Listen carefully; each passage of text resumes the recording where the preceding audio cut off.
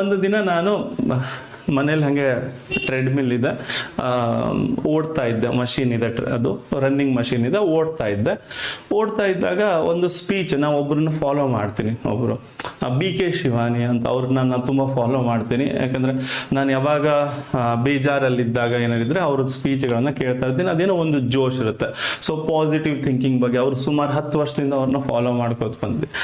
ಅವತ್ತಿನ ದಿನ ಟಾಪಿಕ್ ಏನಿತ್ತು, ಜೋ ಭಿ ಹೋತಾ ಹೈ, ಬುರಾ ಹೋತಾ ಹೈ, ಅಚ್ಚಾ ಹೋತಾ ಹೈ, ಆಪ್ ಥ್ಯಾಂಕ್ ಯು ಬೋಲೋ ಅಂತ. ಏನೇ ನಿಮ್ಮ ಲೈಫಲ್ಲಿ ಒಳ್ಳೇದಾಗಲಿ ಕೆಟ್ಟದಾಗಲಿ ಥ್ಯಾಂಕ್ ಯು ಹೇಳಿ ಅಂತ, ಆಯಿತಾ. ಸೊ ನಾನು ಇಯರ್ಫೋನ್ ಹಾಕಿ ಓಡ್ತಾ ಇದ್ದೀನಿ. ಸೊ ನಾನು ಓಕೆ ಥ್ಯಾಂಕ್ ಯು, ನನ್ನ ಲೈಫಲ್ಲಿ ಏನೇನು ಕಷ್ಟ ಬಂದಿದೆ, ಏನೇನು ಪ್ರಾಬ್ಲಮ್ಸ್ ಬಂದಿದೆ, ಯಾರ್ಯಾರು ನನಗೆ ಅವಮಾನ ಮಾಡಿದ್ದಾರೆ, ಕೆಟ್ಟ ಪರಿಸ್ಥಿತಿ ಬಂದಿದ್ದಕ್ಕೆ ಎಲ್ಲದಕ್ಕೂ ಥ್ಯಾಂಕ್ ಯು ಅಂತ ಹೇಳ್ತೀನಿ.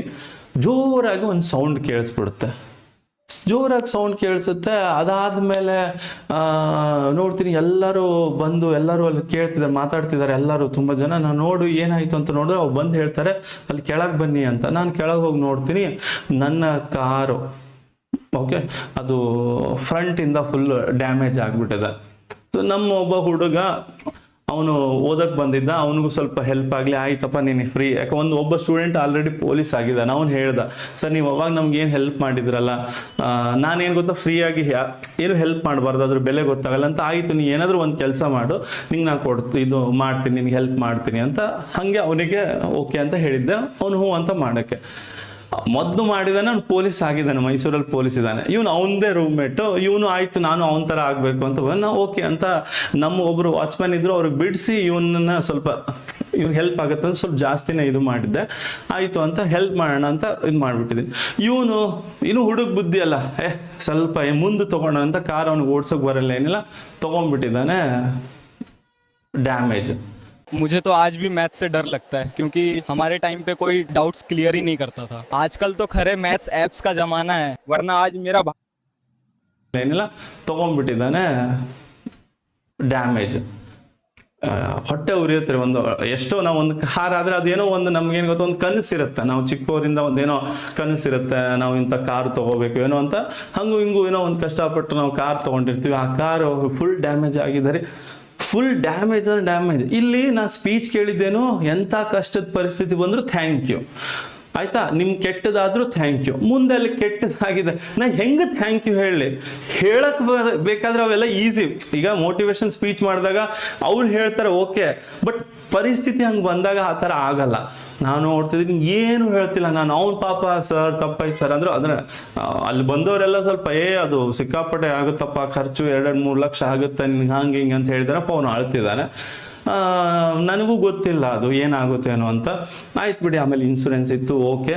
ಬಟ್ ಈಗ ಅದಕ್ಕೋಸ್ಕರ ನಾನು ಅಡ್ಡಾಡಬೇಕಲ್ಲ, ಅದು ನೆಮ್ಮದಿ ಹಾಳು ಅವೆಲ್ಲ. ಆ ಹುಡುಗ ಅಳ್ತಿದ್ದಾನೆ, ನಾ ಏನು ಹೇಳ್ತಿಲ್ಲ ನಾನು. ಅವ್ನು ಪಾಪ ಅಳ್ತಿದ್ದಾನೆ, ಸರ್ ತಪ್ಪಾಯ್ತು ಸರ್, ಹಾಗೆ ಹೀಗೆ ಅಂತಿದ್ದಾರೆ. ಬೇರೆಯವ್ರು ಬೈದಿದ್ದಾರೆ ಅವನಿಗೆ, ಆಯ್ತಾ. ನಮ್ಮ ಅಕ್ಕಪಕ್ಕ ಇರೋರೆಲ್ಲ ಏನೋ ನಿನ್ಗೆ ಗೊತ್ತಾಗಲ್ಲ ಹಾಗೆ ಹೀಗೆ ಅಂತ ಹೇಳಿ. ಈಗ ಅವನು ಅಳ್ತಿದ್ದಾನೆ, ನಂದು ಅಲ್ಲಿ ಡ್ಯಾಮೇಜ್ ಆಗಿದೆ, ಇಲ್ಲಿ ಸ್ಪೀಚ್ ಬೇರೆ ಆಗೋದೆಲ್ಲ ಒಳ್ಳೇದಕ್ಕೆ, ನೀವು ಏನೇ ಆದ್ರೂ ಥ್ಯಾಂಕ್ ಯು ಹೇಳಬೇಕು ಅಂತ. ಸೊ ಆವತ್ತಿನ ದಿನ ನನಗೆ ಏನು ಗೊತ್ತೇ ಆಗ್ತಾ ಇಲ್ಲ. ಅದಾದ್ಮೇಲೆ ನಾನೇನು ಅಂದಿಲ್ಲ, ಸುಮ್ಮನಾದೆ. ಓಕೆ, ಎಲ್ಲ ಸರಿ ಮಾಡಿಸಿದೆ, ಎಲ್ಲದಕ್ಕೂ ಒಂದು ಸೊಲ್ಯೂಷನ್ ಇದ್ದೇ ಇರುತ್ತೆ. ಅದಾದ್ಮೇಲೆ ಸ್ವಲ್ಪ ದಿನಕ್ಕೆ ನನಗೆ ಒಂದು ಒಳ್ಳೆ ನ್ಯೂಸ್ ಬಂತ್ರಿ. ಅದಾದ್ಮೇಲೆ ನಾನು ಏನೋ ಅನ್ಕೊಂಡಿದ್ದೆ, ಒಂದು ಪಾಸ್ಟಲ್ಲಿ ಅನ್ಕೊಂಡಿದ್ದೆ, ಅದೆಲ್ಲ ನಿಜ ಆಯಿತು. ಅವತ್ತು ನನಗೇನೋ ಒಂದು ಮನವರಿಕೆ ಆಯಿತು. ಓಹೋ, ದೇವರು ಏನಾದರೂ ನಮಗೆ ಕೊಡಬೇಕು ಅಂತಂದರೆ ಫಸ್ಟ್ ನಮ್ಮನ್ನು ಟೆಸ್ಟ್ ಮಾಡ್ತಾನಂತೆ. ಹೆಂಗೆ ನಮಗೆ ಪ್ರಾಬ್ಲಮ್ಸ್ ಕೊಡ್ತಾನೆ, ಓಕೆ, ಅವಮಾನ ಮಾಡಿಸ್ತಾನೆ, ಎಲ್ಲ ರೀತಿಯಿಂದ ಏನೇನು ಟೆಸ್ಟ್ ಮಾಡೋಕ್ಕಾಗುತ್ತೆ ಟೆಸ್ಟ್ ಮಾಡ್ತಾನೆ. ಆ ಟೆಸ್ಟಲ್ಲಿ ನೀವು ಸೋಲ್ತೀರಾ ಗೆಲ್ತೀರಾ ನೋಡ್ತಾನೆ. ನಿಮಗೆ ಒಂದು ಪರೀಕ್ಷೆ ಮಾಡ್ತಾನೆ, ಪ್ರಾಬ್ಲಮ್ಸ್ ಕೊಟ್ಟಾಗ ನೀವು ಹೆದರಿದ್ರಿ ಅನ್ಕೊಳ್ಳಿ, ಹಾಗಾದ್ರೆ ಇವನಿಗೆ ಈ ಕೊಡೋದು ಅವಶ್ಯಕತೆ ಇಲ್ಲ, ಕೊಟ್ಟರೆ ಇವನ ಕಡೆ ಸಂಭಾಳಿಸೋಕ್ಕಾಗಲ್ಲ, ಮತ್ತೆ ಇವನಿಗೆ ಧೈರ್ಯ ಬಂದಮೇಲೆ ಕೊಡೋಣ ಅಂತ ಅದು ಮತ್ತೆ ಪೋಸ್ಟ್ಪೋನ್ ಮಾಡ್ತಾನೆ.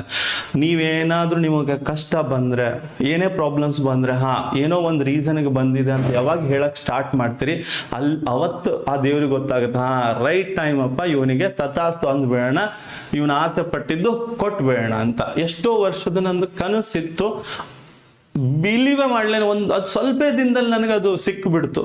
ಓಕೆ, ಆಮೇಲೆ ನಾನು ಅಬ್ಸರ್ವ್ ಮಾಡಿದ್ದೀನಿ, ನನ್ಗೆ ಯಾವಾಗ ನನ್ನ ಲೈಫಲ್ಲಿ ಹಿಂಗೆ ಪ್ರಾಬ್ಲಮ್ಸ್ ಬಂದಿದಲ್ಲ, ಅದು ಪ್ರಾಬ್ಲಮ್ಸ್ ಬಂದು ಆದಮೇಲೆ ತುಂಬ ಒಳ್ಳೇದಾಗಿದೆ.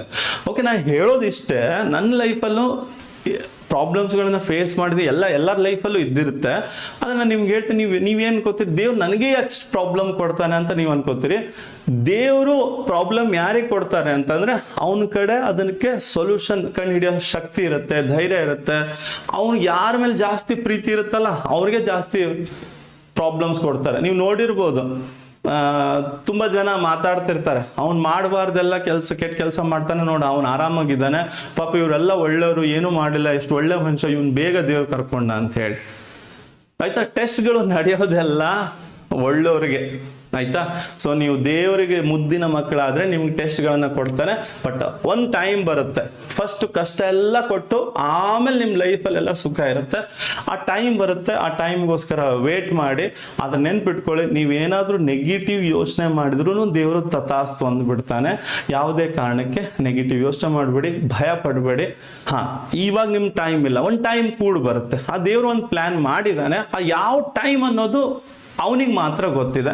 ನಮ್ಮ ಕೆಲಸ ಏನು, ಮುನ್ನುಗ್ತಾ ಇರೋದು, ಸೋಲು ಒಪ್ಕೊಳ್ಬಾರ್ದು, ಮತ್ತೆ ಟ್ರೈ ಮಾಡ್ತಾನೆ ಇರಬೇಕು.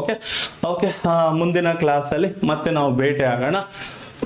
ಆನ್ಸರ್ ಮಾಡಿ ದಯವಿಟ್ಟು ಪ್ರಾಕ್ಟೀಸ್ ಮಾಡಿ, ಮಗ್ಗಿ ಪ್ರಾಕ್ಟೀಸ್ ಮಾಡಿ. ಬೆಳಗ್ಗೆ 6 ಗಂಟೆ ಕ್ಲಾಸಲ್ಲಿ ನಾನು ನಿಮಗೆ ಒಂದು ವಿಜುವಲೈಸೇಷನ್ ಅಂದರೆ ಒಂದು ಮೆಡಿಟೇಷನ್ ಟೆಕ್ನಿಕ್ ಹೇಳ್ತೀನಿ. ವಿಜುವಲೈಸೇಷನ್ ಟೆಕ್ನಿಕ್ ಅಫರ್ಮೇಷನ್ ರಿಲೇಟೆಡ್ ಇರುತ್ತೆ, ಮತ್ತೆ ಮಗ್ಗಿ ಪ್ರಾಕ್ಟೀಸ್ ಮಾಡಿಸ್ತೀನಿ. ದಯವಿಟ್ಟು ಆ ಕ್ಲಾಸನ್ನು ಅಟೆಂಡ್ ಮಾಡಿ. ಡೈಲಿ ಒಂದು ಅರ್ಧ ತಾಸು ಕ್ಲಾಸ್